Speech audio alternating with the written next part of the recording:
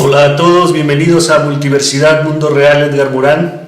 En esta ocasión estamos reunidos con un invitado especial, el maestro Yuri Servolov.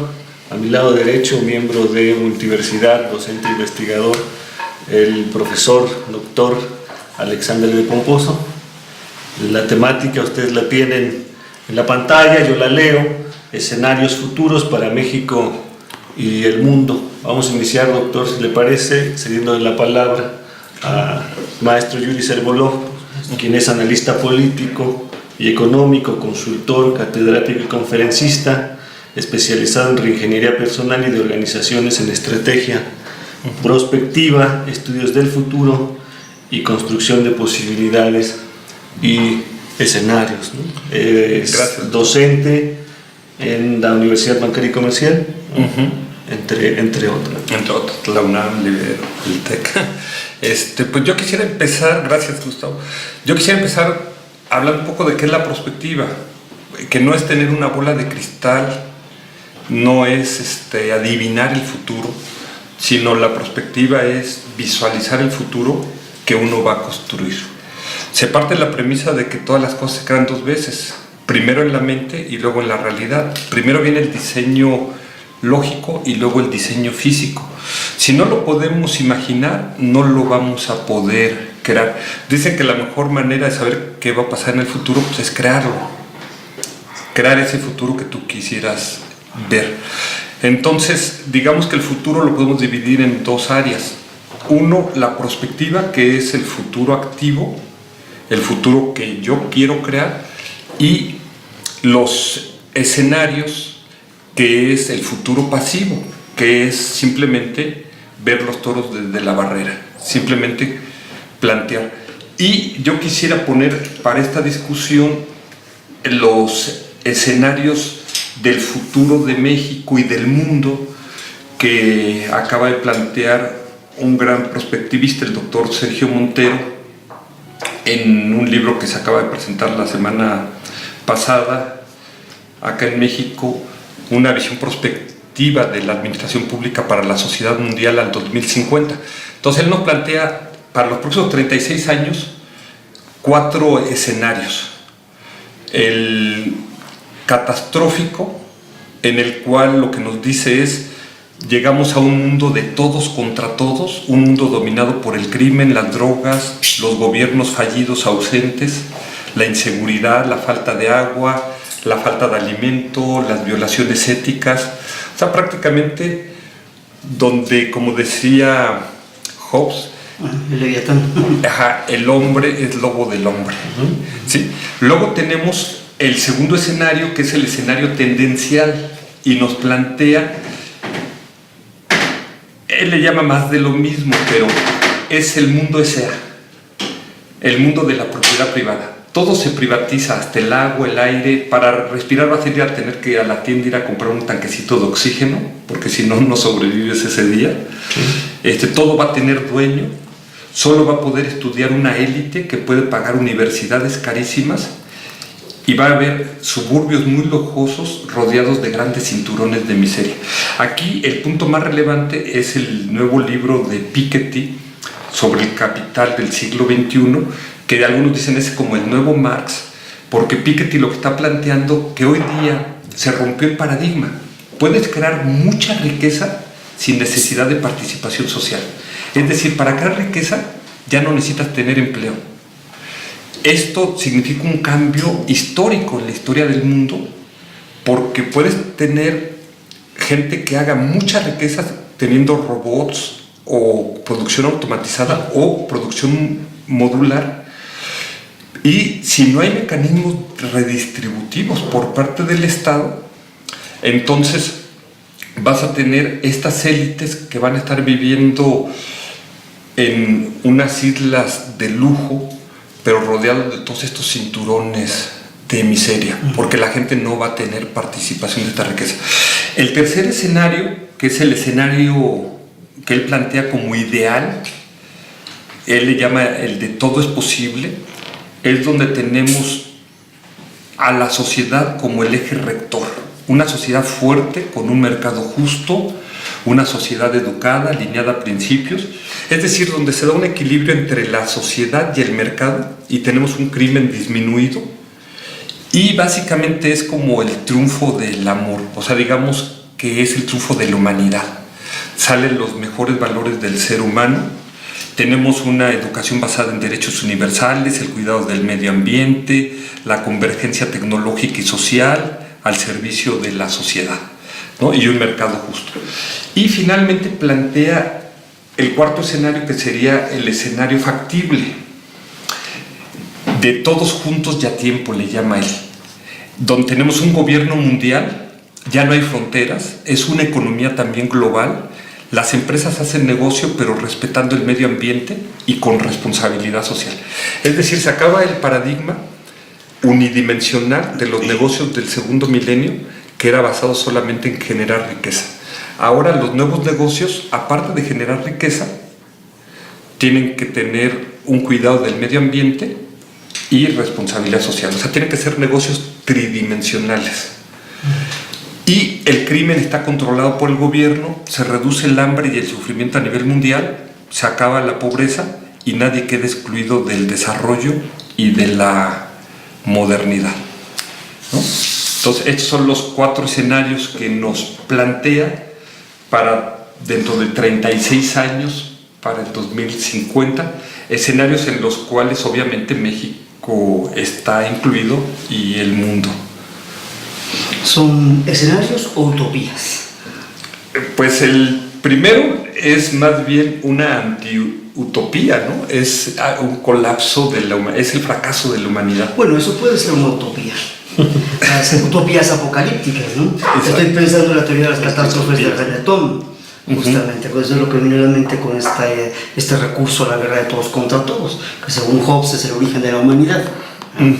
Después terriblemente criticado por Spinoza en sus tratados teológico-políticos, y precisamente lo que le critica a Hobbes es que esa visión lo único que muestra es una ignorancia total acerca de la naturaleza del hombre, ¿sí? Concretamente, del hombre concreto. Ajá. Sí, que ahí quizás el que lo plantea también es Arnold Toynbee, el filósofo de la historia, que en los 70s, él es el gran estudioso del colapso de los imperios. Y él plantea que cuando el tamaño del desafío es mayor a la capacidad de respuesta del ser humano, es cuando se colapsan estas sociedades. Pero se colapsan solas, eso es muy importante también. Es decir, ¿quién tiró a Roma? Roma. ¿Quién va a tirar a Estados Unidos? Estados Unidos. Por supuesto, ¿no? Entonces, yo sí tengo una pregunta ahí que me gustaría sacar aquí a la superficie sobre ese primer escenario. Sí. Porque a mí me resulta interesante, porque los sistemas no lineales, los sistemas complejos, a pesar de sus enormes diferencias de naturaleza, tienen en común una serie de puntos, y uno de esos puntos fuertes es que tienden a reorganizarse en niveles diferentes a aquel en el que estaban previamente, a través de una transición de fase, es decir, de una absoluta ruptura de simetría, que se parece mucho a una catástrofe. Por eso le pongo el carácter de utópico, porque la catástrofe no forzosamente es el fin absoluto, puede ser la transición necesaria para redefinir las cosas ante un fracaso notorio de todos los sistemas que se han inventado. Sí, de hecho, quizás en esto que comenta, habría que hablar de los 3 pilares en los que está sostenida la civilización actual, que es, uno, el pensamiento crítico, que dejó atrás el pensamiento mágico. 2, la modernidad, que dejó atrás lo arcaico, lo rural. Y 3, el humanismo, que dejó atrás los absolutismos, los totalitarismos. Pero estos 3 pilares que no tienen vuelta atrás están llegando a un colapso. ¿Por qué? Porque hicimos un pensamiento crítico que se volvió antiespiritual. Se consideró que todo lo espiritual era basura, y junto con el bebé tiramos el agua sucia. ¿Está pensando, por ejemplo, en la escuela de Frankfurt? El Adorno, Horkheimer, fundamentalmente. O sea, el pensamiento crítico fue, sí, o sea, todo el pensamiento crítico fue, tenemos que irnos a la ciencia, al objetivo, a la tecnología y dejar atrás los tarots, las lecturas de café, los horóscopos, todos los objetivos. Pero se pensó que todo lo que tenía que ver con religión también era basura. Y entonces tiramos el agua sucia y junto tiramos el bebé de la espiritualidad. Entonces, la pregunta es si podríamos llegar a una ciencia con conciencia, una ciencia espiritual. O sea, es lo que algunas gentes llaman la mezcla de Occidente con Oriente. El Occidente con su ciencia y el Oriente con su espiritualidad. El Occidente que plantea que todo surge del orden y el Oriente que dice, no, todo surge del caos. Bueno, el Occidente también lo dice. La Biblia, que es uno de los textos fundacionales del pensamiento occidental, lo dice así, en el 3er versículo, que todo viene de Tohu Babohu, todo viene del desorden. El caos es lo que reina y a partir de ahí sale es más, uno de los pensadores importantes del siglo XX, Ilya Prigozhin, tiene una obra justamente que se llama así, El orden a partir del caos. Ok. Y aquí la cuestión es que la característica de un sistema es que son caóticos. Es decir, que en el sistema hay caos y hay orden. No puede haber un sistema que esté 100% en orden, por supuesto, ni 100% en caos. Solo la nada tiene esa prerrogativa. Solo la nada puede estar 100% en orden o 100% en desorden, y es lo mismo ahí. Pero la nada no es nada. La nada, si fuera algo ya no sería nada, entonces definitivamente la nada no es. Teóricamente puede aceptarse. Entonces aquí la pregunta es, no podemos regresar al pensamiento mágico, pero hoy día, que parecería que debería ser el triunfo del pensamiento crítico, hay una necesidad. Hay un resurgimiento del pensamiento mágico. Sí, ya hay una ensalada espiritual impresionante. Pareciera que hubiera una regresión, ¿no? Hoy día nuevamente Los Ángeles y la cuarta dimensión y quién sabe cuántas el horóscopo y todo eso. Es interesante cómo llegamos a este punto para mí, ¿no? A través del escenario catastrófico. Pareciera que hablar del escenario catastrófico es un llamado a su contraparte, ¿no? A la necesidad de una espiritualidad, de una revisión de lo más elemental en términos de acción positiva humana sobre el mundo, de cómo afrontar efectivamente esta idea de que el hombre pueda ser única y exclusivamente el lobo del hombre, ¿no? Habría que ver si se puede tener una espiritualidad crítica, o sea, una espiritualidad de calidad. Claro que sí. No esta espiritualidad barata. Claro que sí. A mí me parece que es uno de los mejores y más brillantes frutos del pensamiento complejo, precisamente. El reconocer la transitoriedad de los sistemas llamados estables. Las concreciones de la realidad en forma de estabilidad son reales, es lo que explica incluso el orden del mundo y la realidad, pero es transitoria. Ni es Parménides ni es Heráclito, son los dos. Estamos en medio. Hay, como lo dice muy bien Edgar Morin, hay un juego en el que hay dos componentes y las dos son igualmente indispensables: el cambio y la resistencia al cambio.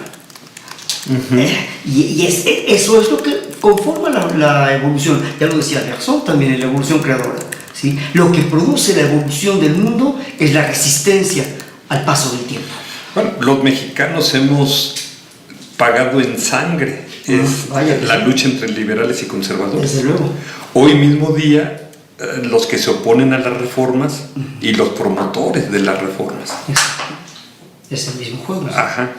Ahora, el segundo pilar es la modernidad, pero hicimos una modernidad excluyente y no sustentable. O sea, es una modernidad que no es para todos y totalmente agresiva al medio ambiente y que está colapsando el planeta. Lo que decías, o sea, lo peor que hay en este planeta es un ser humano, es la peor plaga que existe y también es lo mejor que existe en este planeta, es un ser humano. Pero eso a mí me parece, estoy de acuerdo, 100%, pero a mí me parece que posiblemente el origen se encuentra filosóficamente, estoy pensando en dos pensadores, en Auguste Comte con el positivismo y en Immanuel Kant. El primero, porque dice que nosotros estamos aquí para gerenciar el mundo, la realidad, adueñarnos de él. Conocer es adueñarse de eso y automáticamente disponer de ello para el bien y el usufructo del ser humano. Y Kant, con esa brecha infranqueable entre el sujeto cognosciente y el objeto conocido, pues automáticamente, ¿sí?, yo no puedo saber nada de las cosas en sí. Por lo tanto, me la paso, no sé, con mi imperativo categórico, con mis a prioris, ¿verdad?, con los que yo nací, asumiendo el mundo, entonces, pero sin preguntarme jamás exactamente qué peso de responsabilidad puedo tener. Bueno, a mí me parece que ha habido muchas respuestas a esto, pero la respuesta más contundente, definitivamente, no es Hegel el que la da, ¿sí?, con su idealismo, sino creo que la fenomenología, ¿sí?, particularmente pensando en Husserl, en Merleau-Ponty, en toda una serie de fenómenos que vienen después, hasta incluso Heidegger, aunque ahí tendría ciertos reparos, porque de responsabilidad no habla mucho él precisamente, pero quiero decir, la fenomenología, y creo yo que la complejidad es la concreción del espacio-tiempo de la fenomenología, en donde yo me tengo que asumir como formando parte del mundo. Es decir, toda la destrucción que yo genere a mi alrededor, a final de cuentas, me destruye a mí.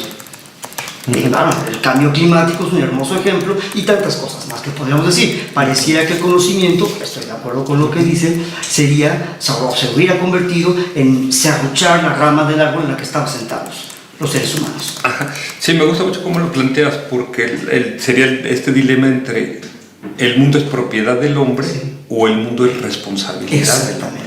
Exacto, ¿no? Es una diferencia brutal la que se da de actitud. Sí, de actitud, ¿no? Sí. Y el tercer pilar, que es el humanismo, que no podemos dar vuelta atrás a los totalitarismos, absolutismos, pero hicimos un humanismo inhumano. Claro, Foucault lo condena preciosamente, ¿no? En el momento que se inventó el concepto del hombre, en ese momento murió el hombre. Es muy nietzscheano, pero así es. Ajá, que algunos dicen, nacemos humanos, pero tenemos que volvernos humanos. O sea, la humanidad es algo que se tiene que aprender. O sea, todos tenemos ese potencial, pero no todos desarrollamos ese potencial de humanidad. Y hoy día hay más, bueno, este es un debate que está ahorita, si hoy día hay más sufrimiento o menos sufrimiento hoy día en el mundo. Entonces, ¿de qué ha servido tanta ciencia y tanta tecnología si tenemos a 1.000 millones de seres humanos en hambre? Es más, ¿de qué ha servido 2000 años de predicación del amor al prójimo y de ponerle otra mejilla cuando llega un Hitler y se vuelve responsable de 60 millones de muertos? No sirvió de nada los 2000 años de predicar. Exacto. Entonces, o sea, la fila de personas que están en un banco y ven que a una persona le empieza a dar un ataque al corazón y nadie se sale de la fila a ayudarlo porque va a perder su lugar en la fila. Todo el mundo está preocupado del tiempo. Entonces hemos hecho un humanismo inhumano. Claro. Donde podemos ir caminando por la calle, saliendo aquí alrededor y ver gente tirada en la calle, durmiendo en las banquetas, pero llevamos mucha prisa. Entonces lo que decía el Instituto Arbinger de Estados Unidos, que estamos dentro de la caja. Y estar dentro de la caja es cuando nos volvemos insensibles, nos volvemos cínicos, nos volvemos inhumanos. Sí, el problema principal de la humanidad no es el hambre, sino el frío en el corazón. Y este frío en el corazón, ahora la Organización Mundial de la Salud dice que va a ser la mayor enfermedad del tercer milenio, porque dice que el 20% de la población mundial, 1 de cada 5 habitantes del mundo, está padeciendo depresión. Así es, la enfermedad más común. Más que la gripe, más que la depresión. Ese frío del corazón que dices. Que es una contra que podríamos asumir, una muy aventurada, como una contraparte de la indiferencia, ¿no? Hay una necesidad de reconocimiento mutuo, por supuesto, y la indiferencia representa la insensibilidad, por cierto, completamente. Sí, ya todo se ha dado cuenta que el narcisismo, posiblemente al inicio sabe muy dulce, pero pronto se amarga, ¿no? Todo el mundo habla del humanismo, pero nadie sabe qué es el humanismo. Por supuesto, sí. ¿No? Es un buen copyright. Sin embargo, estos tres pilares nos tienen en un momento de tensión. Sí. Son los tres desafíos. Y ustedes me ayudan a matizarlo con esta idea del mundo como propiedad. Sí, yo quisiera hablar un poco aquí, antes de entrar del mundo claro. como propiedad, que se me hace muy interesante. Hace 10.000 años la humanidad enfrentó su último gran desafío, con la última glaciación. Esta glaciación... Un reto mayor, ese es el definitivo. Dicen que el punto de inflexión es cuando la curva cambia de dirección hacia arriba o hacia abajo. Vamos a un punto de evolución o de involución. Para los mamuts, la última glaciación fue un punto de involución, porque ahí desaparecieron, ya sea porque murieron congelados o no los comimos. Para el ser humano, la última glaciación fue un punto de evolución. ¿Por qué? Uno, aprendimos a encender el fuego. Llevábamos 400.000 años usando el fuego, pero lo conseguíamos de un rayo, de un incendio natural. Y lo guardábamos en cuevas, y había el guardián del fuego, que lo tenía que estar alimentando ese fuego. De viene el hogar. Y si llegaba alguien y le soplaba, pues lo matábamos. Sí. Porque podían pasar 50, 100 años antes de volver a conseguir el fuego. Y le costaba la vida a mucha gente. No había crickets, ni cerillos de la central, ni sabíamos cómo frotar las piedras para sacar la chispa. Pero también nos volvimos sedentarios y aprendimos a cultivar nuestros propios alimentos. Nace la agricultura. Y ahí es el detonante de toda la civilización humana. Hoy día se está planteando que el ser humano se está acercando a otro punto de inflexión. Lo plantea Peter Russell en The White Hole in the Time, en el agujero blanco en el tiempo. Él dice, hacen una analogía con las notas musicales. Do, re, mi, fa, sol, la, si, do. Pero el primer do es un do menor y el último do es un do mayor. El primer do es un punto de inflexión hacia abajo, hacia la involución, y el último do es un punto de evolución. Dicen, podemos ir a una octava para abajo, donde se ponga en peligro la existencia del ser humano, lleguemos a un colapso ecológico, lleguemos al límite de población que puede soportar el planeta, se agotan los recursos no renovables, se da una crisis de conciencia, desaparecen las especies vegetales y animales, se agota el agua dulce en el planeta y se acaba la energía fósil. O podemos ir a una octava para arriba, que aparece el hombre nuevo, el sucesor del Homo sapiens sapiens. Osho lo denomina Sorba el Buda, Nietzsche el superhombre, Marx el hombre nuevo y Freud el superego. Nuestro ser interior deja de ser un misterio, logramos la exploración de la mente humana, logramos el despertar, una evolución o revolución de conciencia, y hay un cambio de percepción. Pasamos de esta visión egocentrista, materialista, egoísta, consumista, en México diríamos valemadrista, ¿no? Para pasar por encima de todos, de los principios, de los valores de los otros seres humanos, basado en el paradigma del poder y la riqueza, a un nuevo paradigma que es rescatar el paradigma griego de la Grecia clásica, basado en la verdad, la bondad y la belleza. Es decir, pasar de un paradigma masculino a un paradigma más femenino, ¿no? Entonces, ahora los prospectivistas no han decidido si esta va a ser este desafío que está enfrentando la humanidad, ya no México, ya no solamente una nación, toda la humanidad, es si vamos a ir a una octava para abajo o una octava para arriba. Para los prístinos griegos tenían como ideal de la belleza al varón. Y los nobles y bondadosos griegos tiraban a los niños que nacían deformes por los acantilados. O sea, cuidado, porque ahí yo, puede ser que sean, seguramente son prejuicios míos, pero veo una pequeña vena eugenética que puede tener ahí. El superhombre de Nietzsche me parece una muy cobarde solución al problema del hombre. Es declarar simplemente que el hombre no puede salir del atolladero, ¿sí? Y entonces lo que hace falta es definitivamente otra raza, o como diría Vasconcelos, una raza cósmica, muy influenciada, por cierto, por el pensamiento nazi, ¿sí? Vasconcelos. Entonces, a mí me parece que las utopías juegan un papel importante. Le permiten a uno soñar, le permiten a uno imaginar, pero habría que tener mucho cuidado. Aquí tengo justamente abierto ante mí el libro quinto del discurso del método de Descartes, y en ese libro quinto dice Descartes algo bien interesante que apunta directo al pensamiento complejo, aunque no le llame así, por supuesto, pero está hablando del corazón, las arterias y demás del cuerpo, y dice que sería impensable cualquier parte del cuerpo sin las otras partes. Sí. Es decir, no podría pensarse algo sin sus relaciones. ¿Sí? Entonces, yo ahí por eso pienso que el hombre tendría que ser mucho más listo de lo que ha sido hasta ahora. Pero él mismo, no un superhombre que no existe, o no sé qué personaje, ¿sí? Este afán de los robots, o como en las películas gringas, este afán de que haya extraterrestres, animales que hablan, angelitos, gentes con premoniciones geniales. Todo eso es una huida de la realidad, es un pánico ante la realidad. Y lo que el ser humano necesita, pero ya con urgencia, es caer en la cuenta de la realidad. De la realidad. Sin dejarse apabullar por ella, porque la realidad puede ser aplastante, ¿no? Pero tiene que enfrentar la realidad. Y el hombre quiere decir todo ser humano. ¿Sí? Bueno, no sé, ahí me voy a esta idea segunda de la privatización. A mí me sonó el más puro feudalismo.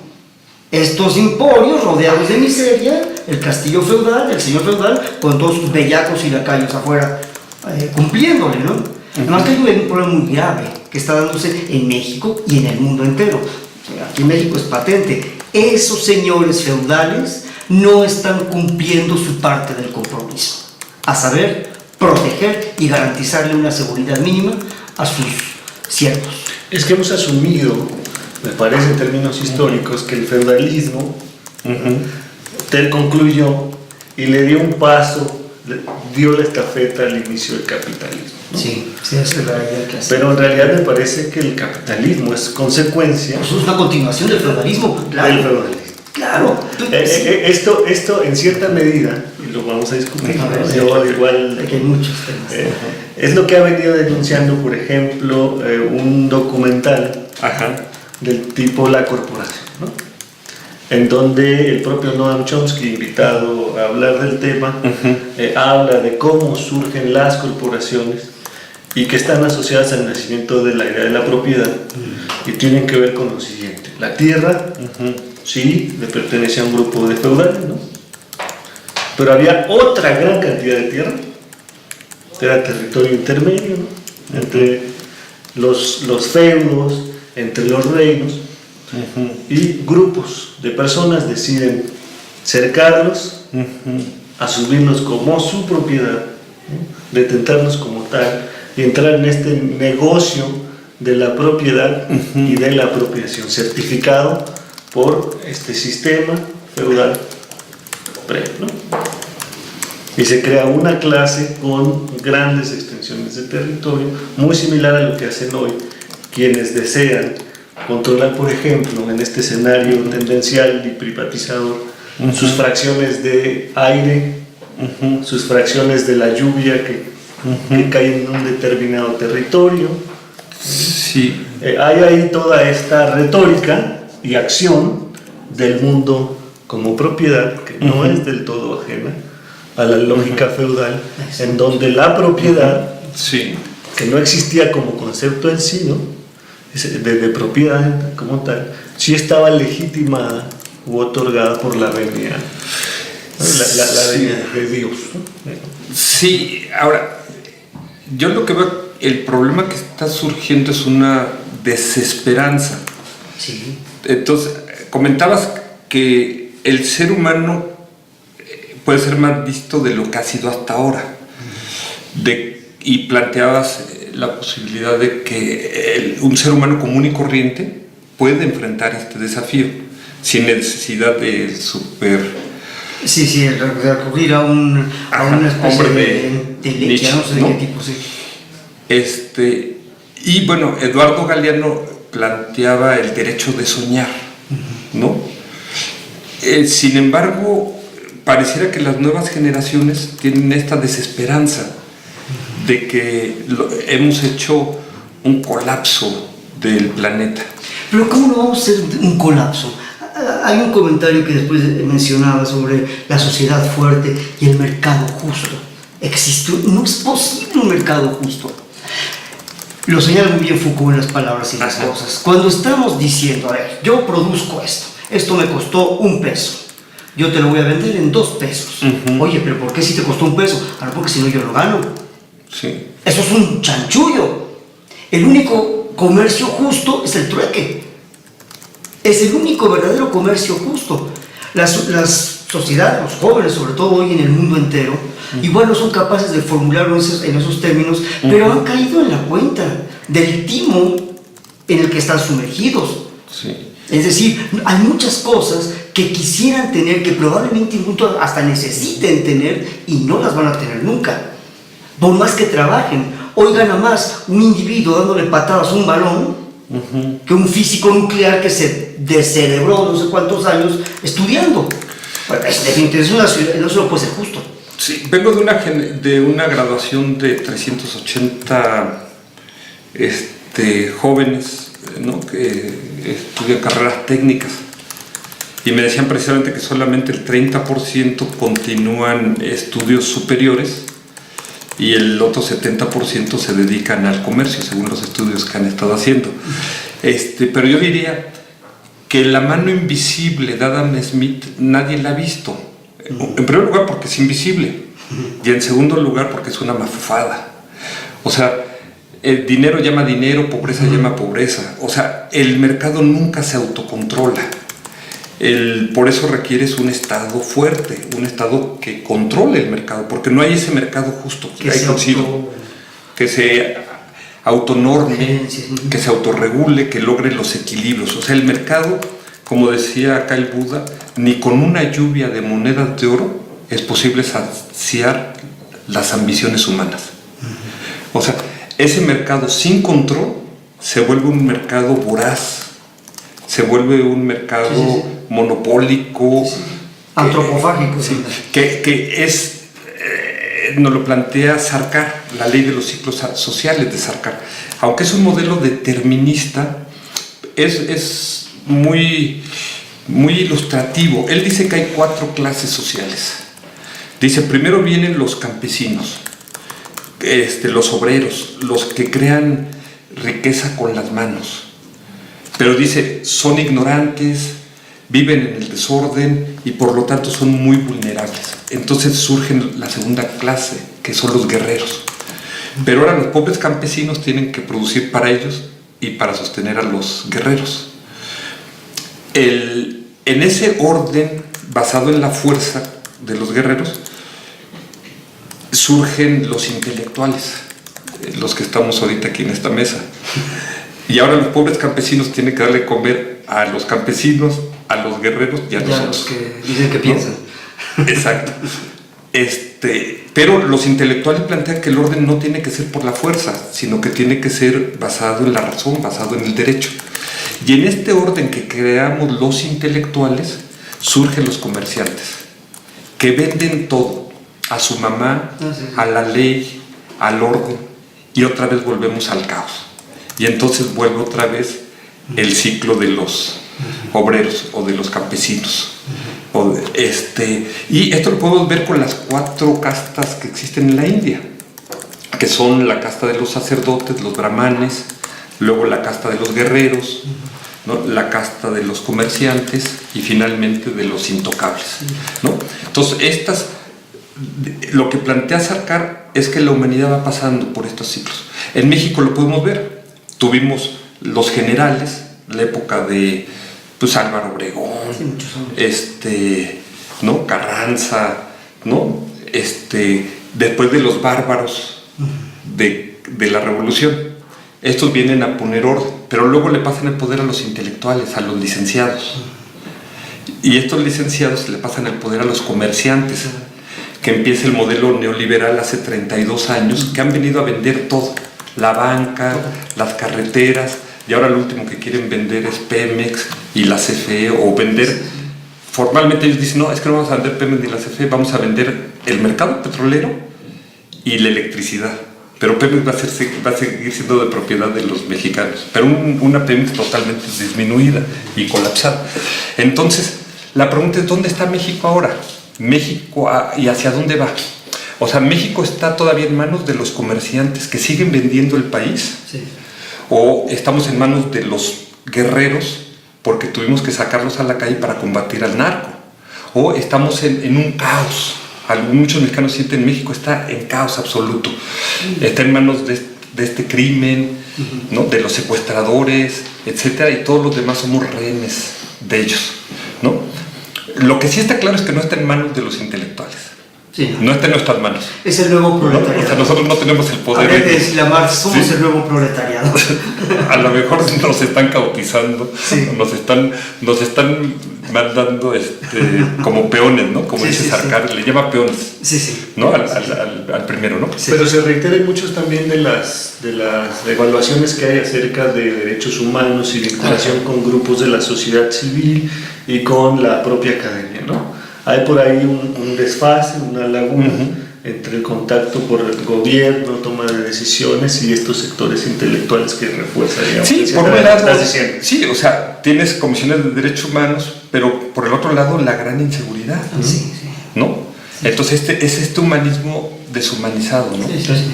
Entonces, pero la siguiente pregunta es ¿hacia dónde vamos?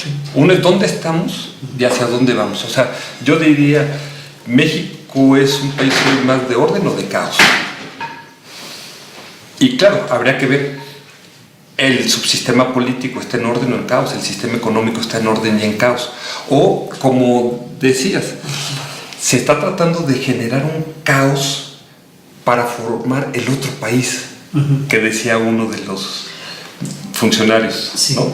Pero no creo que el otro México. Que seamos tan brillantes. Ahora estamos viendo el problema de hoy no circula y de que entran 250,000 vehículos al año a la circulación. Esto se va a colapsar, obviamente. ¿Cuándo? Y eso no sabemos, pero se va a colapsar. No hay ciudad, no hay medios de comunicación que puedan subvenir a ese tipo de exigencias. Entonces, digamos que poniéndolo en términos ya, ¿cuál sería la solución? Bueno, en efecto, la peor desgracia, decía Cajal, que le puede suceder a un ser humano es la ignorancia. Sí. Entonces vivimos en masas enormes de gente profundamente ignorantes. Cuando digo ignorante no quiere decir que no van a la universidad o que no, yo quiero decir que son perfectamente incapaces de interesarse realmente en algo. Les dan a escoger entre ver el partido de no sé quién contra quién o tener su tesis doctoral. No, el partido gana. Bueno, perdón, eso habla de la ignorancia. Para mí la ignorancia es fundamentalmente una incapacidad para establecer una jerarquía de prioridades. Y lo que es secundario se vuelve prioritario, y lo que es accesorio se cree que es indispensable, etc. Y ese es el origen del caos, y no creo que haga falta ningún adoctrinamiento o plan maestro. Es el mismo crecimiento desmedido que está propiciando este tipo de cosas. Sí, pero yo diría que hay dos formas de vivir la vida. Una como perritos sin mecate en el periférico, hacia donde te avienten los autos, y otro con un proyecto estratégico de vida. Yo no lo pensaría que el problema del mexicano sea de cobardía, sino más bien como una especie de sabiduría, de decir, si de todas maneras no voy a poder cambiar la realidad, ¿para qué me estreso? Es un fatalismo terrible. Exacto, es un fatum, hay un destino. Y mi destino es el agujero. O sea, eso es patético, eso es terrible. Bueno, para un alemán sí, es pensar que con un litro de perfume concentrado que yo vi aquí diría con un litro de tequila va a oler mejor. No. Aquí diría con un litro de tequila se arregla cualquier problema. Bueno, pero por eso digo que es cobardía. Pero ¿es cobardía o sabiduría? ¿O resignación? Se puede recurrir al eufemismo y pensar que la cobardía es bueno, yo pienso que eso solo funciona durante un rato. Pero a la larga no. A la larga viene la resaca. O sea, si no puedes con el enemigo, únete a él. Probablemente es lo que hacen todos estos miles de personas, millones incluso, que se quieren ir al famoso sueño americano, ¿verdad? O sea, y todo eso. Yo en todo caso, si fuéramos así, diríamos, hay dos maneras de vivir la vida, ¿no? Una responsable y otra irresponsable. ¿Qué entiendes por responsabilidad? O sea, tomar tu vida en tus manos. Pero déjame decirte, para no hablar en teoría, yo cuando tenía 16 años me hice esta pregunta, dije, ¿cómo va a vivir mi vida? ¿Puedo hacer un plan estratégico, un proyecto? o puedo vivir como un barco que no tiene puerto, hacia donde me lleve el viento. Y yo dije, creo que va a ser más divertido, voy a conocer más cosas si no me fijo un objetivo, ¿no? Y sí, conocí muchas cosas, pero también fue un relajo. Hasta que empecé un proyecto de reingeniería personal y dije, ahora sí voy a poner un rumbo, ¿no? Sí, afortunadamente lo pude hacer porque... Sí, muchos no, muchos ya no. Ya se hunden en el primer intento. Entonces, claro, si hablamos de un alemán, a lo mejor él va a hacer un plan estratégico y hace un plan y tiene su vejez y tiene sus pensiones y tiene planeado hasta los 20, 30, 40 años siguientes de su vida, ¿no?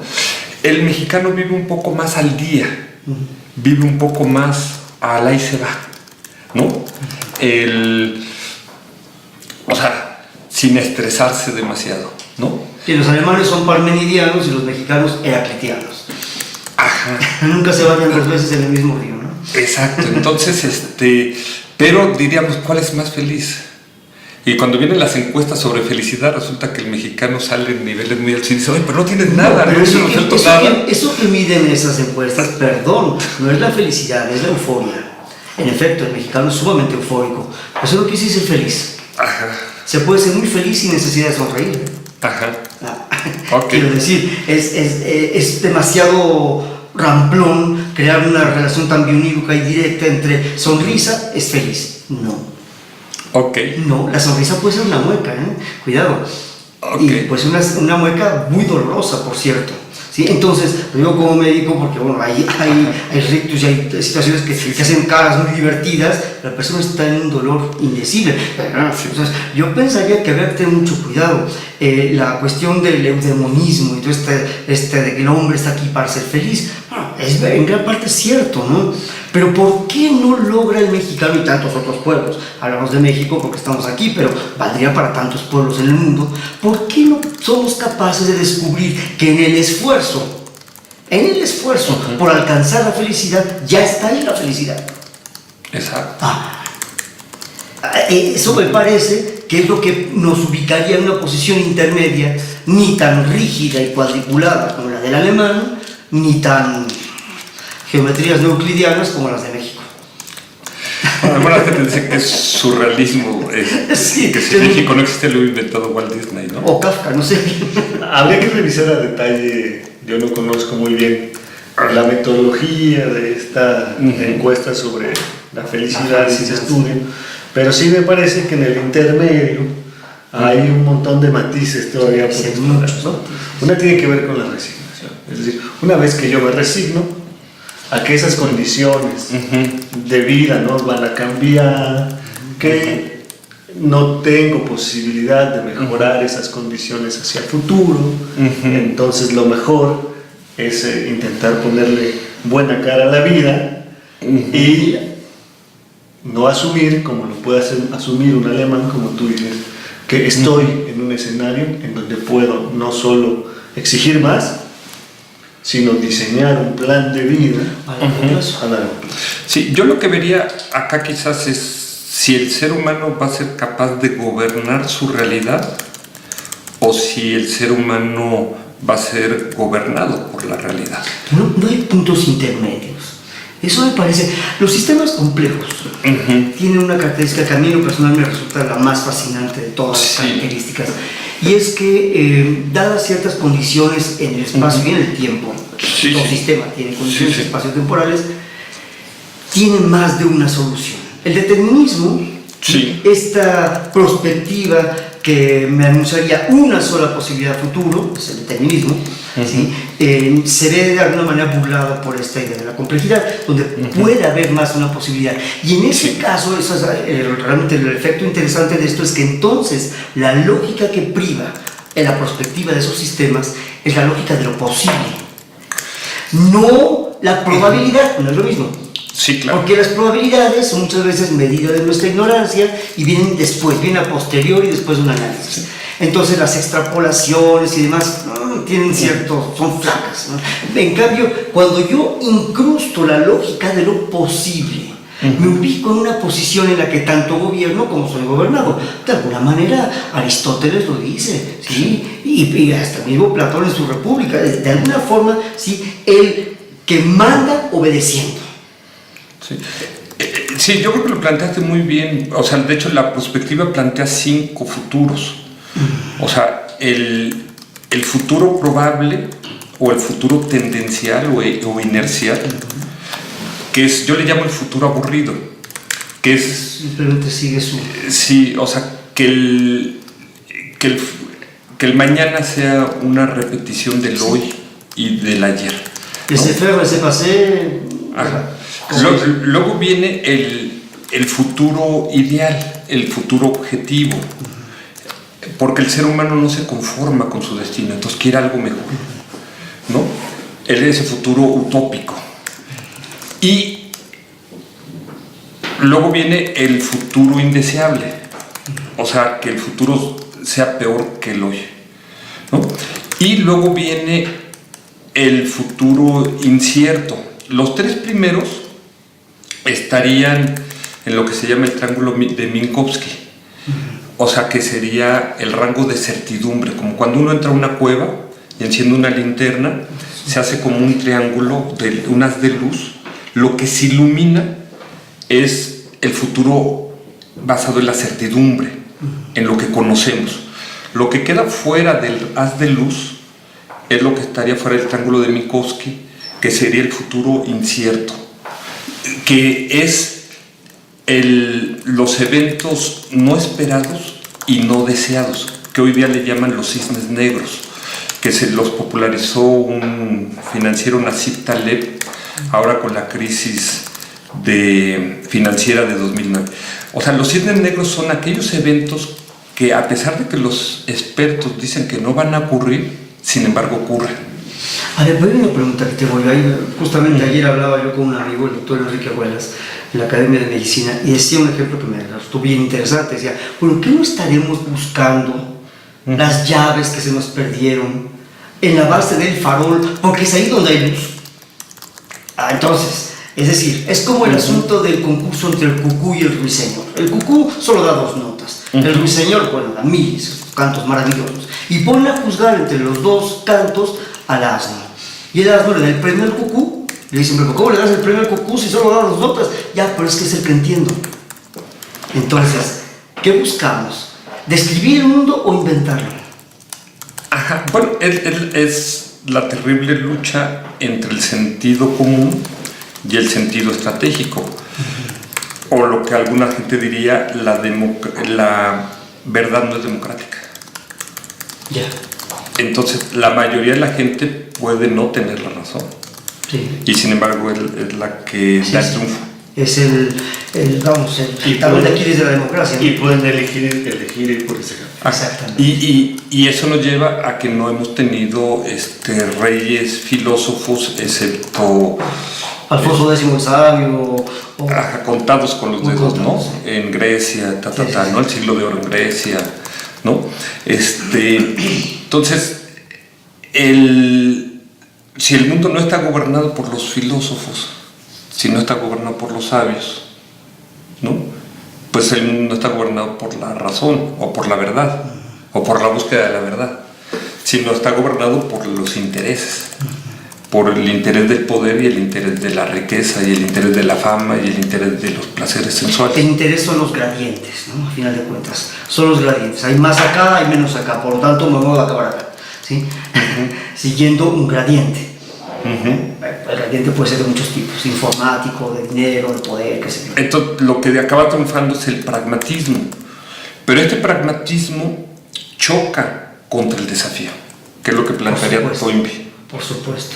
Porque llega un momento en que lo pragmático se colapsa, no puede dar. entra en caos, entra en crisis, que ese es el desafío que se está planteando para la humanidad hoy día, ¿no? Sí. Entonces, digamos que es el fracaso del pragmatismo, sí, ¿no? Sí. Cuando hablamos de esta modernidad o de este mundo SA, sí, o sea, se está colapsando. Sí, porque y no saben qué hacer. Porque en general el pragmatismo produce acciones correctivas. O sea, en esta visión lineal de Sarkar es cuando los comerciantes provocan el caos. y llegamos otra vez al ciclo de los peones. El problema es que ahora el tamaño del colapso puede ser mucho más grande que todos los colapsos anteriores. Pues porque mucha más gente y... sí, claro. Ya hay más daño en lo que se está causando. Más daño. Esto me lo decía un científico cubano. Decía que el problema era el patria o muerte. Con la altísima tecnología que existe ahora.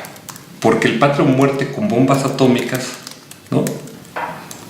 Entonces es un desafío enorme para la humanidad, ¿sí? Porque el patria o muerte, cuando estamos jugando con resorteras o con espadas, pues es yo te impongo mi verdad, ¿no? Y si no, muerte, ¿no? ¿Sí? Pero cuando estamos jugando con bombas atómicas, el patria o muerte puede significar el desafío de poner en riesgo la vida en la Tierra. Ahora, a mí me gustaría decir que el asesino más grande de la historia ha sido Adolf Hitler, pero no ha sido Adolf Hitler. El asesino más importante de la historia ha sido una bacteria llamada Yersinia pestis. Los habitantes naturales de este planeta son las bacterias, los virus y algunos insectos. Nosotros somos una persona infecciosa. Mucha gente se puede sentir ofendida por eso, pero no, somos realmente quimeras. Nosotros tenemos cerca de 1 trillón de células adentro, en el cuerpo. Ese trillón de células es milagrosamente viable. Pero eso ya va a desaparecer. ¿Sí? En algunas condiciones naturales, en fin, el calentamiento global, que no es un cuento chino, que es una cosa que está sucediendo. El hombre de manera muy soberbia se está atribuyendo la causa de eso, ¿no? Estamos destruyendo a la naturaleza. No podemos destruir a la naturaleza porque nosotros mismos somos naturaleza, ¿sí? A lo sumo estamos destruyendo al hombre, a lo sumo. Se sabe que los ciclos de la Tierra son así. Okay. Entonces, en efecto, el patria o muerte puede ser terrible, pero es terrible para el hombre fundamentalmente. La naturaleza tiene sus mecanismos de respuesta. Hasta la enfermedad, con todo lo desagradable que es un mecanismo de respuesta, ¿sí? Y muchas veces benévolo, beneficioso. Es decir, si una persona no se enfermara, se moriría en el instante. La enfermedad es una respuesta a una situación, nociva, cambiante, alrededor de la cual se está mostrando incapaz de adaptarse, ¿sí? Pero él, de alguna manera, deberíamos tomar más conciencia de eso. Es decir, nosotros estamos imbuidos, metidos en un todo, y nosotros no tenemos derecho a estar pensando que somos los señores del universo y que tenemos las últimas decisiones en nuestras manos. A lo sumo las tenemos sobre el hombre. Podemos dañar muchas especies alrededor nuestro, pero no las eliminamos.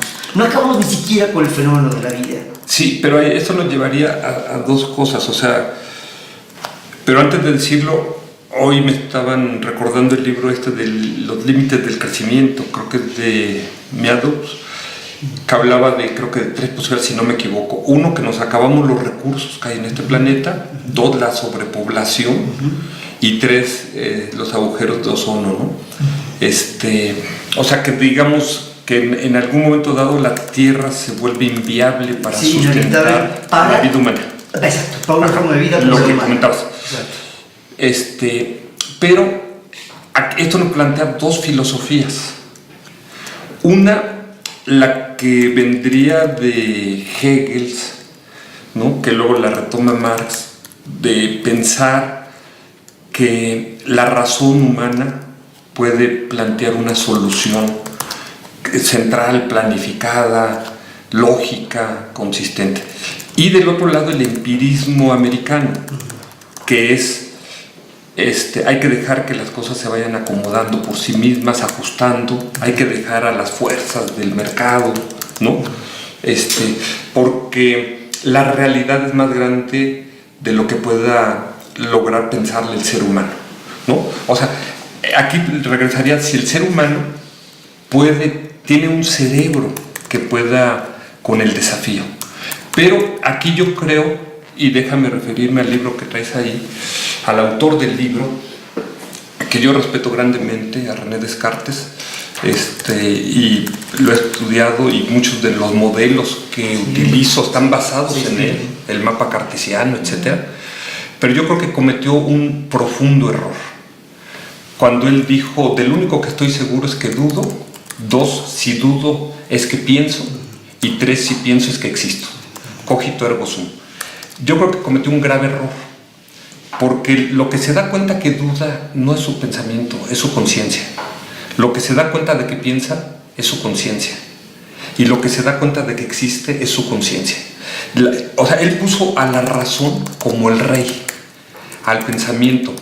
Y yo lo poco que he aprendido en este mundo, afortunadamente, es que la razón no es lo máximo del ser humano, que arriba de la razón está la conciencia, porque tenemos la razón y tenemos las emociones, y como decía Pascal, el corazón tiene razones que la razón no entiende.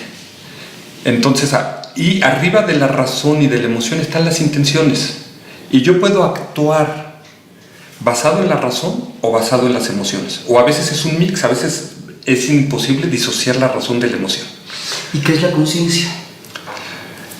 Arriba de la intención está el subconsciente, el inconsciente, una caja negra que es donde está el miedo, donde está la sobrevivencia, y que se apodera normalmente del ser humano. Ahí están todos los intereses, prejuicios, las enseñanzas y todo esto.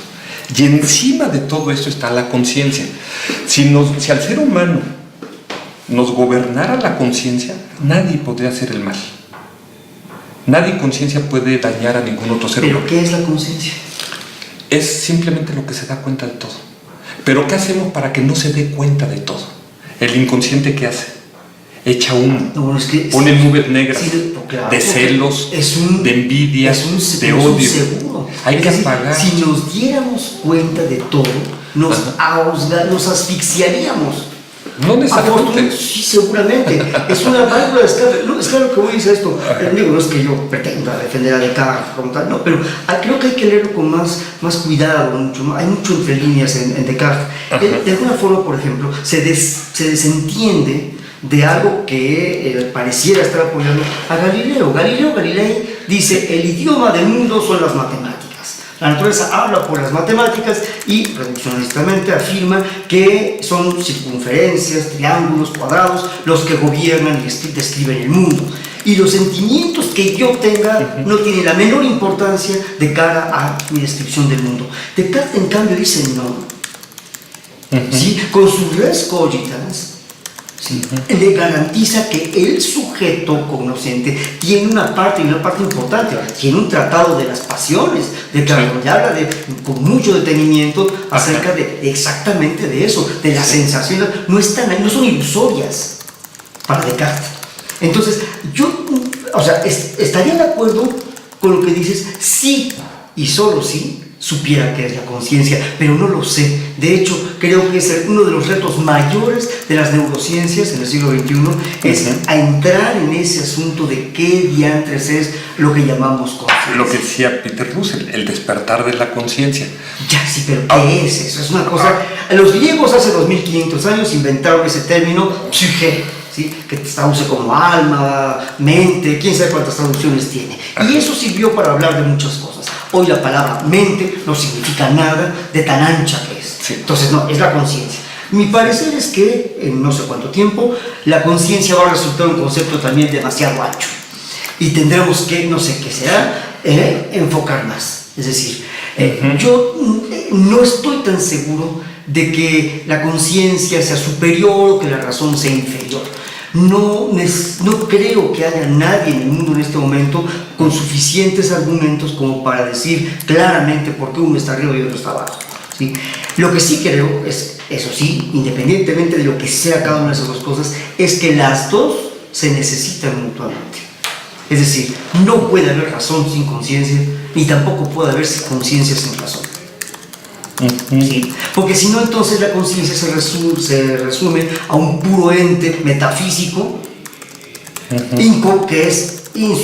que no es sujeto de ser ni estudiado ni comprobado ni nada, cosa que no es cierto. Sí podemos decir algo, igual muy poco, pero sí podemos decir algo acerca de la conciencia.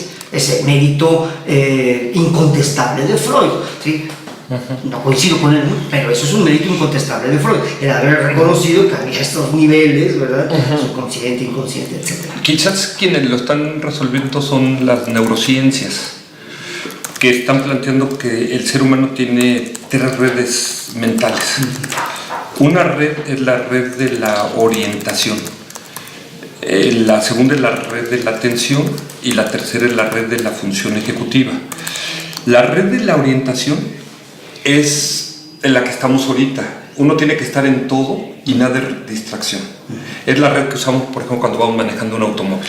Hay que estar viendo el semáforo, el policía, la placa del coche de enfrente, vamos oyendo el radio, oímos el teléfono, vamos a la conversación.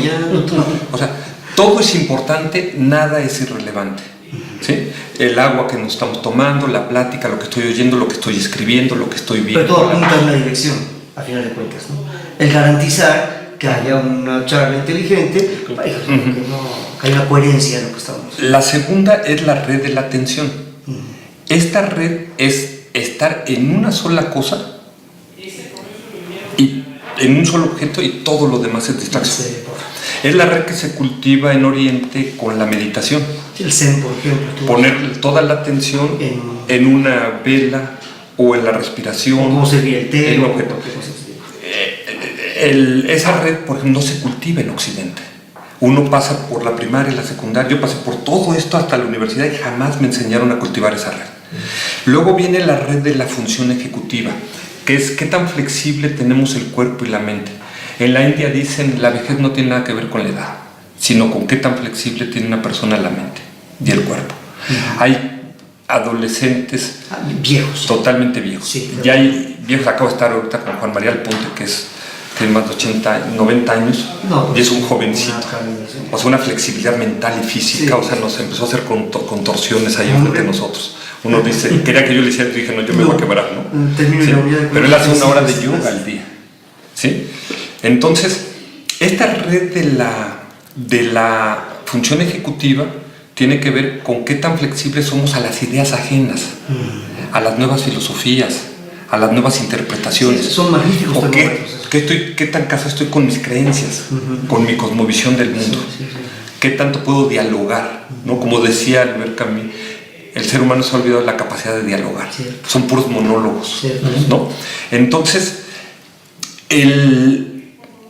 todo el modelo educativo se centró nada más en la red de la orientación. Todo el sistema educativo occidental está basado solamente en esa red. Y no se han cultivado las otras 2 redes, ¿no? Porque la última red tiene que ver mucho con la inhibición. Trabajar con eso nos da como pena, trabajar con esa red, ¿no? Pero esa red es la puerta que abre las otras 2 redes, ¿no? Entonces, esta es una propuesta. Por ejemplo, la doctora Susan Kaiser en California están empezando a enseñarles a manejar estas 3 redes a niños de 3 o 5 años. Yo digo, las actuales generaciones, yo se los digo a mis alumnos, se ríen, en la universidad digo, es una generación perdida. Sí, claro. Ya tienen endurecido el cerebro. Too late. Too late, ¿no? Entonces, universitario, posiblemente ya desde los 5 o 6 años ya puede ser too late, ¿eh? Depende, pero sí. Pero no, porque el ser humano no es un árbol que si ya nació torcido jamás se endereza. Sí, el ser humano tiene un potencial enorme y hay gente que a los 60, 80 años han hecho maravillas, pero tiene que trabajar con estas 3 redes. No se puede no trabajar con ellas, o no puedo trabajarlo con una sola red. Entonces, los desafíos que debe enfrentar la humanidad requiere formar una nueva generación con estas 3 redes. Ya no es suficiente. ¿Qué es lo que dicen los jóvenes hoy día en la universidad? Me vienes a enseñar filósofos, científicos, que son los responsables del colapso que está teniendo hoy el mundo. Los Einstein, los Newton, todo esto, porque la gente lo que está viendo es... No son los responsables, eso a mí no. Hace unos días en una charla yo decía ya una persona que estaba satanizando a Newton. Lo dije muy fuerte. Porque eran los que estaban echando, dije, perdón, nosotros somos los miopes que nos hemos quedado con lo que dijeron. Lo que deberíamos imitar de ellos no es lo que dijeron, sino cómo lo buscaron. ¿sí? Son sus actitudes, no sus palabras que deberíamos... Sí, lo dije muy fuerte, coincido contigo, ¿no? Es decir, o sea, yo creo que han iluminado al mundo. Exacto, sí, yo pienso que uno puede decir que Aristóteles. Newton, o sea, que yo ubique académicamente que Newton, Galileo son los responsables de nuestra visión determinista, sea. Yo no puedo pensar que Galileo o Newton dijeron, a ver, ¿cómo podemos arruinar las próximas generaciones? No. Ellos hicieron lo suyo y lo hicieron brillantemente y honestamente. Los bobos hemos sido los que venimos después y nos aferramos, ¿no? Marx no era marxista, Descartes no era cartesiano, Einstein no era einsteiniano, etc. ¿sí? Somos los que venimos ahí que casándonos con las ideologías, los que hemos arruinado todo el asunto, ¿no? Sí, pero yo aquí la pregunta que plantearé aquí en la mesa es eso que planteé en el tipping point. ¿Cuáles serían las pequeñas acciones que pueden hacer una gran diferencia? Es interesante de cara a los escenarios que planteaste, para mí, porque en términos sociológicos sí le daría un peso a estas dos nociones del mundo como propiedad y del mundo como responsabilidad, y que están asociadas a la educación, y que estaría vinculado también a esto que tú has mencionado como ejercer acciones para potencializar estos puntos, estas luces que las neurociencias nos pueden haber ofrecido, ¿no? Por un lado, la idea del mundo como propiedad creo que está asociada a la idea también de continuar una educación bajo esta lógica, la orientación, ¿no? Alimentar esta red de orientación. En donde, ¿para qué te detienes? Si lo que tienes que hacer es tomar decisiones. Y en la medida que tomes decisiones y no las valores en términos de responsabilidad, estás deteniéndote en tu grado de avance social, de tu nivel jerárquico de cara a tu grupo cultural, ¿no? Un poco en esta lógica de ¿para qué hacer, entre comillas, reflexión inteligente de cara al todo al que perteneces, si el objetivo que tú tienes proyectado es el que vale la pena? Y por eso conviene pasar por encima del compañero de aquí al lado y pasar por encima de este, ¿no? Está asociada un poco a esta idea de la educación por el éxito. Muy esquineriano. Yo creo que es muy interesante lo que planteas, porque viéndolo en los 4 escenarios que plantea Sergio Montero, o sea, habría 4 educaciones. En el primer escenario del colapso sería el fracaso de la educación. Hoy precisamente estaba comiendo había varios directores de escuelas y llegó un comandante de la policía y su asistente, y yo decía, bueno, el fracaso de los maestros es el problema de, ¿no? La policía. Es lo que dicen, los abogados encierran sus errores, los médicos los sepultan, los periodistas los publican, ¿no? Y los maestros, sus errores se convierten en criminales, ¿no? ¿Sí? Ahora, la segunda educación sería esta educación utilitarista, formar gente para el mercado, para los negocios, y solamente pueden estudiar los hijos de las élites, los que pueden pagar unas colegiaturas exorbitantes, y entonces excluir a grandes contingentes de la educación. Cuando la educación puede ser lo más democrático, porque en la educación no importa si la gente es de sangre azul o si es un Benito Juárez, la educación es una igualadora social. Entonces, impedir la educación es impedir que haya una mayor equidad social. Eso es bien interesante porque es un igualador social desde mi punto de vista, aquí sí quiero de la capacidad de potencializar las virtudes humanas. Es decir, porque si asumimos que el discurso va otra vez en el camino de va a ser el igualador entre las clases sociales, como era la promesa original, ¿no?, de la educación pública, otra vez nos acercamos al escenario tendencial, ¿no? Ahora, ¿pero qué es? Que el hijo del obrero o del hijo del campesino está sentado con el hijo del banquero, con el hijo del gobernador, casi era la UNAM, en los 50, todavía en los 60, ¿no? Entonces, hoy día eso se ha roto. El tercer escenario nos plantearía una educación holística social, que es educar para toda la sociedad, porque toda la sociedad, en la sociedad hay los peones, hay los intelectuales, hay los guerreros, ¿no? Y hay los comerciantes. Entonces sería una educación más holística. Y el cuarto escenario nos plantearía una educación de un nuevo ser humano, global, sin fronteras, sin nacionalismos, o sea, un ser humano. Planetario, ¿sí? Planetario. Que no estamos haciendo eso. Por eso él no lo plantea como el escenario ideal. Sí, lo plantea como el escenario factible. Yo ahí sí quiero hacer un comentario que me lleva mucho. Creo que en América Latina se nota mucho, en México concretamente,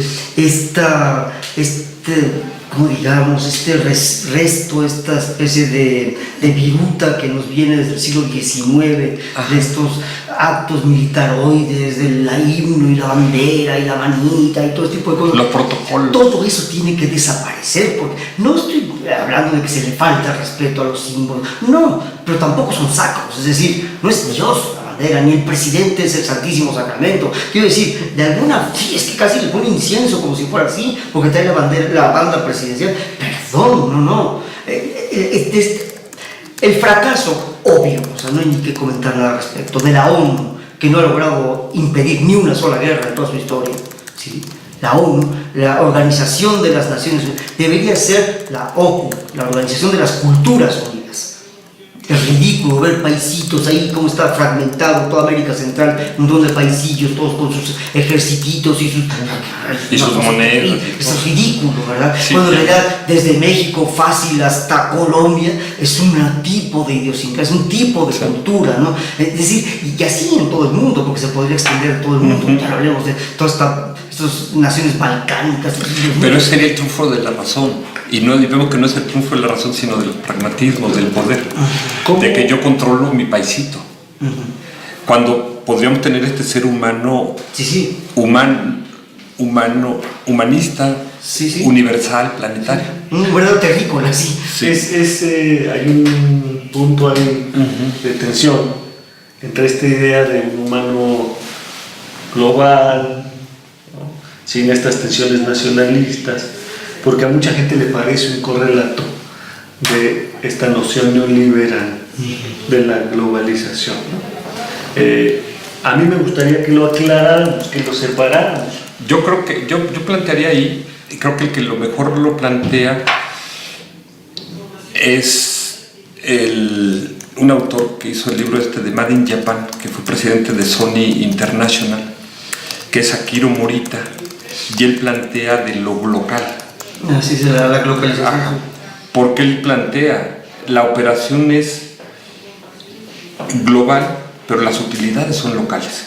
Entonces, debemos ser un ser universal, que eso es lo global, pero sin perdernos en el océano de la globalización. Sin perder lo concreto. O sea, lo concreto, que es la esencia local. Claro.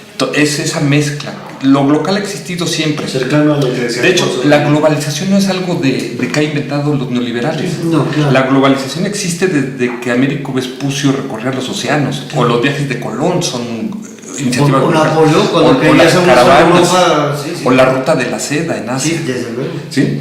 Pero lo local también existe. Entonces es la dialéctica entre lo global y lo local, lo que crea lo local. Ahora, tenemos un tipo de globalización financiera, que esa es la que podríamos discutir. Ahí está la tensión, si esa es la mejor globalización que conviene. Es que, bueno, ahí Europa es una parábola que nos debería recordar el graso error que es querer construir la unión de los seres humanos alrededor de una moneda o de la economía. ¿Sí? Y es un fracaso, ya lo estamos viendo, ya hace algo por todos lados. Y el que lo plantearon, esta plática la tuve en una cantina suiza, y yo le decía a un suizo, ¿por qué si todo el mundo quiere ser europeo y ustedes están en el corazón de Europa, ustedes no quieren ser? Tienen los bancos que son mucho dinero y no quieren dárselo a Europa. Entonces le decía, ¿quién tiene la razón? ¿Los europeos o ustedes? Ellos decían nosotros, porque son 4 pisos. Uno es el piso internacional, otro es el piso nacional, luego los cantones. No, ese es el último piso, los cantones. Están las regiones o los estados. Ya, sí, claro. En México, por ejemplo, hemos cometido el error de darle mucho peso al nacional y a los estados. Y hemos sacrificado a los municipios y la parte internacional. Con el neoliberalismo se dio más énfasis a la parte internacional. Claro. Los suizos dicen, la clave es el piso 1 y el piso 4. El piso 1 porque es el cantón que vienen de hace 500 años y es el que te protege al individuo. Y se dieron de manera natural. Hay tantos intereses Y sociales. se dieron de manera natural. Ese es el que te cuida. La política. Y la parte internacional, porque Suiza, que no tiene océanos, tiene la flota más importante del mundo y tiene las transnacionales más importantes del mundo y capta dólares de allá. Pero todo pensando en el individuo. ¿Por qué va a ser el fracaso de la economía mexicana, del modelo neoliberal mexicano? Porque no puso al ser humano como el centro, el eje del modelo económico. Hay un desprecio de este modelo neoliberal del ser humano. Y hay un desprecio de las clases medias. Por eso el PAN pierde el poder. Porque el PAN, siendo su clientela, la clase media, la destruyó. Entonces vino la venganza de la clase media. ¿Cuál va a ser el costo de la factura que va a pagar el PRI el próximo año?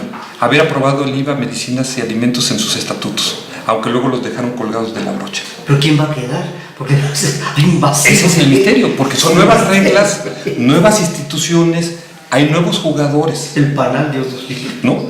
Entonces, ¿cómo va a reaccionar la sociedad mexicana? Porque yo creo que la sociedad mexicana es antineoliberal y le están imponiendo un modelo estralógico, un modelo individualista basado en la competencia, cuando el mexicano es un ser colectivo y basado en la complementariedad. Entonces, ¿de qué tamaño va a ser la factura que va a dar la sociedad mexicana y hacia dónde va a ser? ¿No? Yo no quiero aventurar aquí esos escenarios ahorita, pero lo que estamos viendo es que puede llevar a caos un sistema, tanto en un país como a nivel mundial. Pero puede haber una lógica que lo esté pensando, una razón, o esto se puede estar creando por accidente. ¿Sí? Son como los dos extremos, el empirismo americano y la planeación soviética. Vimos que se colapsó la planeación soviética y pareciera el triunfo del empirismo, que era lo que decía Francis Fukuyama: llegamos al fin de la historia, es democracia y libre mercado. Luego él un año después dijo: me equivoqué. No tomé en cuenta el ser humano, no tomé en cuenta la parte social, ¿no? Entonces, es lo que está pasando en México. No se está tomando en cuenta el ser humano, que es la base. El ser humano es el principio y el fin. Eso lo va a pagar carísimo en México. Yo lo estoy pagando, pero lo va a pagar muy caro. Exacto. Entonces, cuando hablamos de los futuros de México, aquí podemos ver, ¿se está salvando a México, se está moviendo a México, o México está hoy día totalmente paralizado? México está con una frustración social, con una desesperanza social. Se apostó demasiado a unas reformas que la gente dice, esas reformas no están teniendo resultado. Pero ahora el gobierno dice, no, es que el problema es de percepción y la culpa son los medios y son la crítica destructiva. Entonces, y dicen, es que el movimiento se va a ver dentro de 30 años, ¿no? Entonces, como decía Keynes, en el largo plazo todos vamos a estar muertos. Lo que cuenta es el hoy. No es dentro de 30 años. Sí, ya este vampirismo generacional de que trabajen duro para las próximas generaciones y llegar a esas nuevas generaciones les repite lo mismo. Entonces dicen que al final del día solamente tenemos dos brazos, uno lleno de resultados, frutos, ganancias, y otro lleno de excusas, pretextos, justificaciones. Y lo que está teniendo el actual gobierno es muy lleno de puras excusas y pretextos. Y esto es indigno. Por supuesto. ¿Sí? Para un ser humano que da puras excusas, justificaciones, es indigno. ¿A qué hemos pagado? Bueno, hasta quedarnos en calzoncillos, ¿no? Y los neoliberales han sido buenísimos para encontrar excusas. Que la crisis internacional, que la devaluación, que la manga del muerto, que se cayó el precio del petróleo, etc. Eso sobra. ¿No? Y ya los mexicanos estamos desesperados y hartos de ese tipo de discursos. Sí, por eso cada vez es menos raro los linchamientos, otro tipo de situaciones, las que muestran esa desesperación. Pero yo plantearía, esa desesperanza social puede tener tres salidas. Uno, lo que pasaría en Europa o en otros países es se politiza. Otra salida es que se criminaliza. Que ya se ha querido hacer aquí en México. Y otra salida es que se convierte en subversión. Sí. Entonces, hay esta desesperanza. La apuesta de los estrategas del gobierno está basada en tres: en el olvido, en la propaganda y en los subsidios. Sí. Y les funciona bastante bien. hasta cierto punto. Por eso vuelvo sobre lo que decía al inicio, sobre esta cuestión de la ignorancia.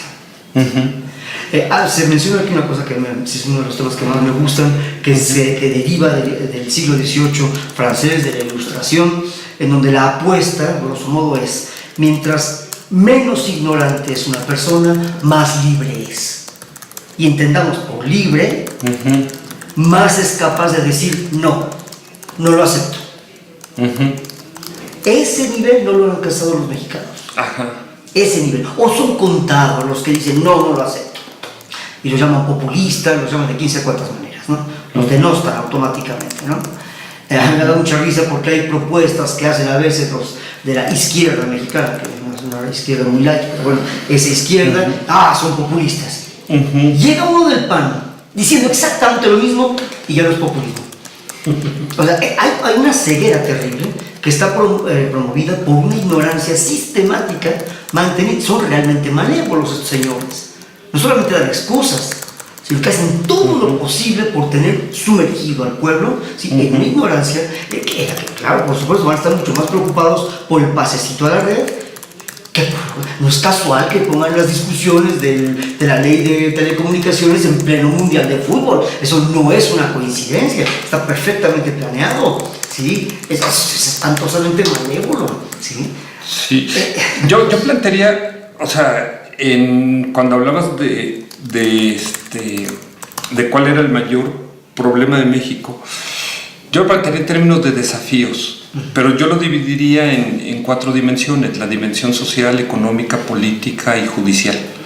Ciertamente el desafío, el mayor problema social es la ignorancia, pero en términos económicos es la improductividad, la concentración del ingreso, ¿no? Podríamos decir que a nivel social, o sea, la falta de educación, la miseria, el hambre hoy, que antes no había hambre en México, pero hoy hay 1 de cada 10 mexicanos está padeciendo hambre. Es imperdonable porque México no es África, México es un país muy rico. ¿Sí? En términos de justicia, o sea, la injusticia, en términos judiciales, la injusticia y esta mentalidad de exacción, la corrupción, la simulación, la impunidad. Y en términos políticos, este totalitarismo, este centralismo. ¿Hacia dónde podría ir México? Pero no lo veo que esté yendo hacia allá.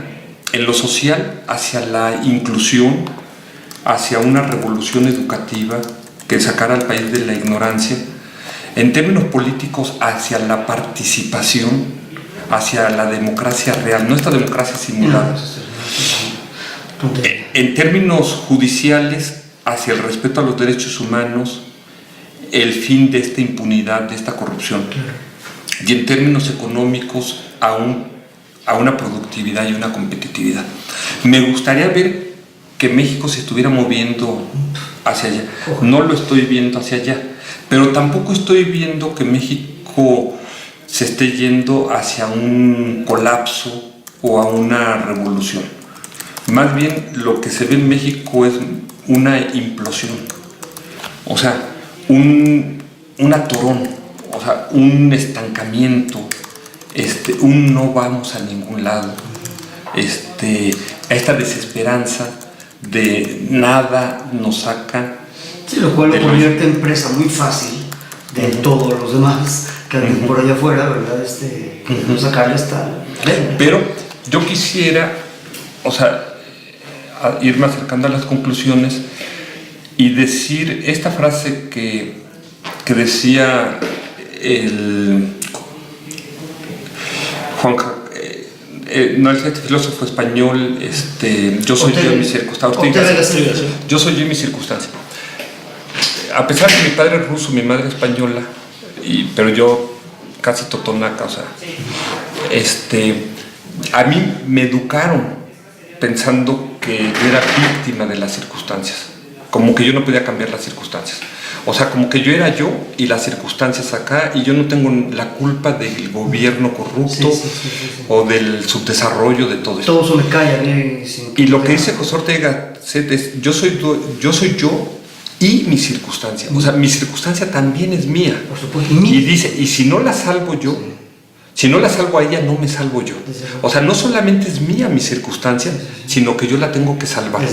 O sea, son mis políticos corruptos, son mis narcotraficantes. O sea, los narcotraficantes no vinieron en naves extraterrestres. Los secuestradores, los que cortan cabezas, son mexicanos, son nuestros hermanos. Yo digo, ¿en qué fallamos como maestros, como padres de familia, como funcionarios, como periodistas, como empresarios, para que uno de nuestros hermanos está haciendo tonterías? Porque cuando alguien corta una cabeza, la primera cabeza que se está cortando es la suya.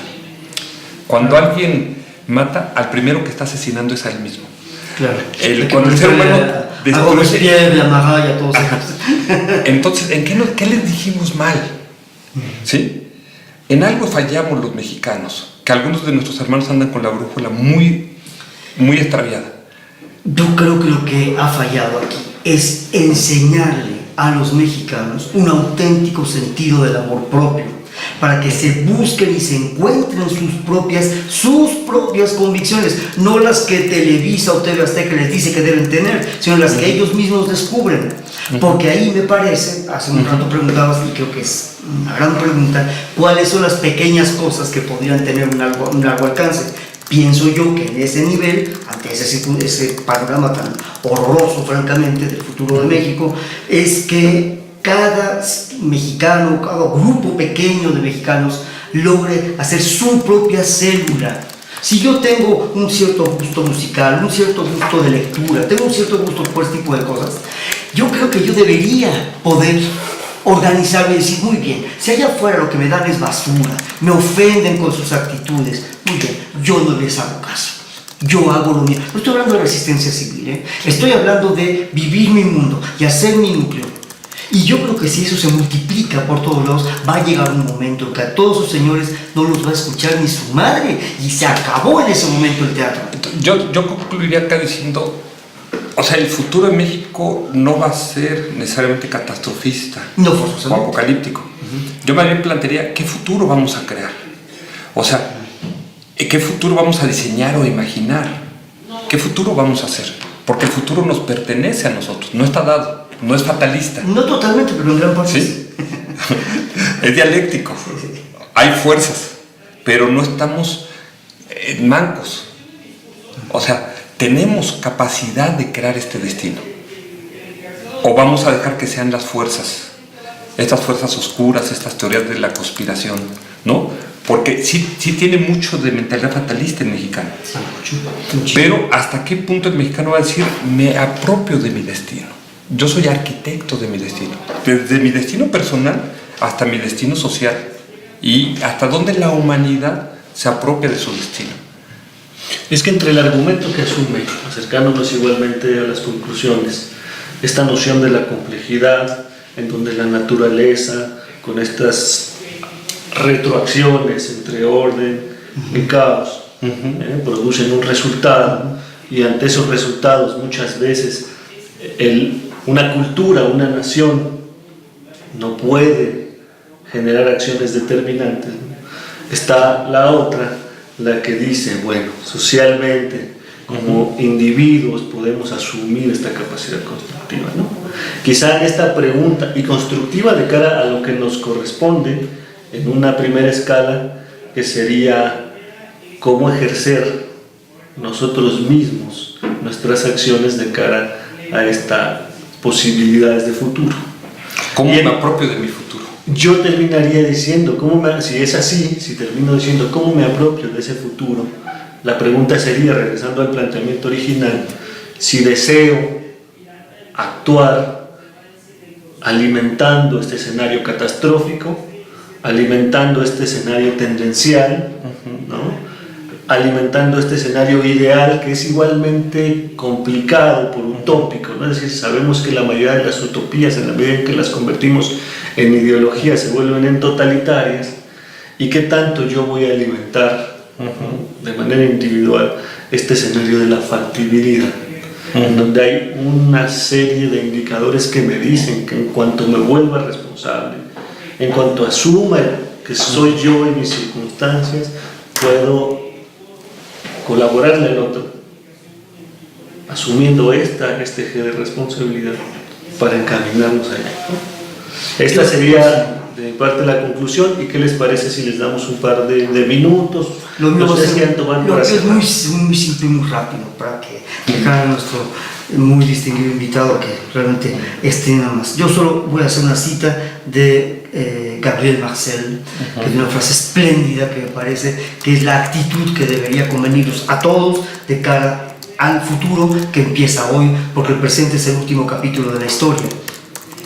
Si yo tengo hambre, eso es un problema fisiológico.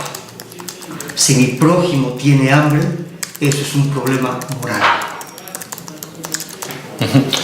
Yo concluiría diciendo, en el escenario catastrófico perdimos el desafío. O sea, el reto fue mayor a nuestra capacidad de respuesta. En el segundo escenario, el desafío solamente lo gana una minoría, una élite. Pero las grandes mayorías no lo ganan, lo cual nos lleva a ese problema moral que estás planteando, ¿no? O sea, de cómo puedo ser yo feliz viendo tantas miseria y tanto sufrimiento a mi alrededor. Por supuesto. ¿No? Sin volverme un cínico. Exacto. Una gente, el frío en el corazón que decías, Sí. ¿no? En el tercer escenario, la sociedad logra un equilibrio con el mercado y se vuelve ese escenario utópico, ¿no? De la gente ya no está gobernada por el poder y la riqueza, sino por la verdad, la bondad y la belleza, ¿no? Este ideal de esa Grecia clásica, ¿no? Sí, sí. Esa utopía nunca alcanzada, pero que es ese sueño que nos inspira para seguir luchando y para decir vale la pena. Sí, sí. Vale la pena ser humano, vale la pena vivir esta vida y vale la pena hacer el esfuerzo en caminar hacia una meta que aunque nunca la alcanzamos, simplemente el esfuerzo de ir hacia allá ya vale la pena y nos da felicidad, ¿no? Y el cuarto escenario, que él lo plantea como ese futuro ideal, pero que no parece factible, que es ese mundo basado en la razón, de decir vamos a tirar de una vez todas las fronteras, todas las monedas, vamos a tener, ¿no? Ese ser humano planetario, global, donde se concilian los intereses económicos con los ecológicos y con los sociales, ¿no? Que parece que requiere un ser Sí, sí. humano que no existe, ¿no? Muy difícil. Sí. Muy bien. Les agradecemos mucho, doctor Alexandre de Pomposo, Gracias. Yuri Serbolov. Gracias, doctor. Qué bueno que estén Gracias, con doctor. nosotros. Gracias a todos ustedes. Muchas Al gracias. contrario, muchas gracias.